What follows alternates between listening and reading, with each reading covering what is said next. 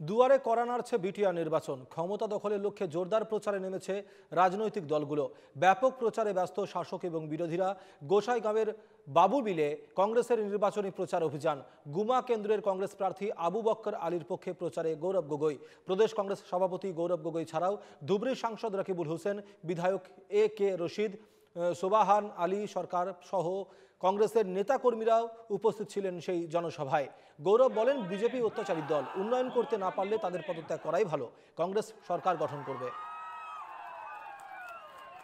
আমি বিটিআৰ নিৰ্বাচনত যিদৰে আমাৰ প্ৰাৰ্থীসকল ওলাই আহিছে, যিদৰে তেওঁলোকৰ প্ৰস্তুতি মই দেখা পাইছোঁ, আমাৰ যিমানবোৰ বিধায়কসকল আহি কষ্ট কৰি আছে, বিধায়কসকল আজি দলৰ কৰ্মীখিনিৰ দৰে আজি বুথ কমিটিৰ ওপৰত যে জোৰ দি আছে। আজিৰ তাৰিখত এয়া হ'ল বৰ্তমানৰ বাস্তৱ।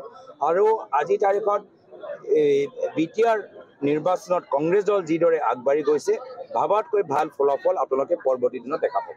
কংগ্ৰেছে পইচা লয়, ৰাইজে বিচাৰ কৰিব। ৰাইজে আজিৰ তাৰিখত নিৰ্বাচনৰ সময়ত বহুত এই ধৰণৰ কথাবোৰ শুনিব, কিন্তু গম পাইছে যে এটা কথা যে আমি কংগ্ৰেছ দলৰ ফালৰ পৰা কৈছোঁ, সেই কথাটো সঁচা যে বিজেপি বিকল্প মাত্ৰ কংগ্ৰেছ দল হ'ব পাৰে।